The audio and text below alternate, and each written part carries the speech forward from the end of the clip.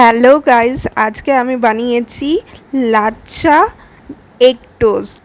তো চলো কেমন করে বানিয়েছি আর কি কি ইনগ্রিডিয়েন্টস লেগেছে তোমাদেরকে শেয়ার করছি। আর লাচ্ছা ব্রেড টোস্টটা একদম দারুণ হয়েছে, কিন্তু খেতেও যেমন দারুণ, দেখতেও অমনি ডিলিশিয়াস একটা লাগছে, দারুণ কিন্তু। তো প্রথমে নিয়ে নিয়েছি অনিয়ন, চিলি, এইদিকে চিজ, বাটার, এগ, তারপরে মেয়ো আর পিৎজা সস, কেচাপ।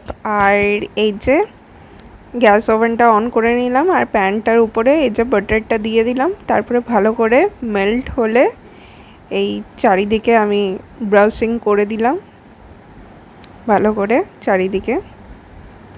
এরপরে ঠাকুমা আমার একটুখানি হেল্প করে দিল ডিমটাকে ভালো করে ওভেনে দেওয়ার জন্যে, মানে প্যানটার উপরে।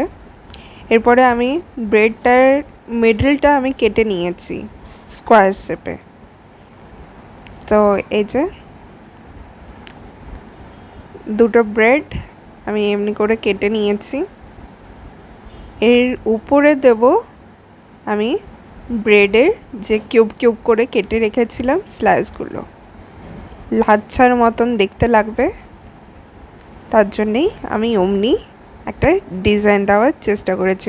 আর এখানে আমি আমার সিক্রেট মশলাটা দিচ্ছি। আর এরপরে চিজটা দিয়ে দিচ্ছি। লাস্টে দেব ওই ব্রেডের কিউবগুলো। এই যে চিজটা একদম ভালো করে দিয়ে দিচ্ছি, মজরেলা চিজ, চিজি একটা ফ্লেভারটা যেন আসে। আর এরপরে দিয়ে দিলাম ওই ব্রেডের কিউবগুলো, যেন একদম লাচ্ছার মতন দেখতে লাগে আর খেতেও ক্রাঞ্চিনেস হবে গাইস। ভালো করে রোস্ট করে নিলাম। এই যে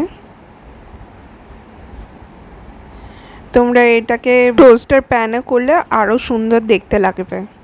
এই যে আমি সার্ভ করে দিয়েছি আর এইটা আমি আমার ঠাকুমার জন্য বানিয়েছি, তো ঠাকুমাকে দেব।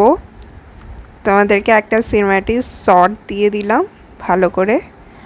আর যেহেতু চিলি দিয়েছি তার জন্য আমি খাচ্ছি না, নাহলে আমিও খেতাম আর তোমাদেরকে বলতাম যে কেমন আমি করেছি। আর দেখো লাচ্ছার মতনই লাগছে না উপর থেকে?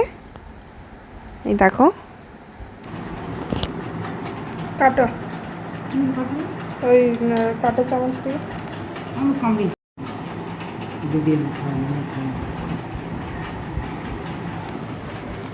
কেমন হয়েছে? যদি এই ভিডিওটা ভালো লেগে থাকে, do like, share and subscribe it.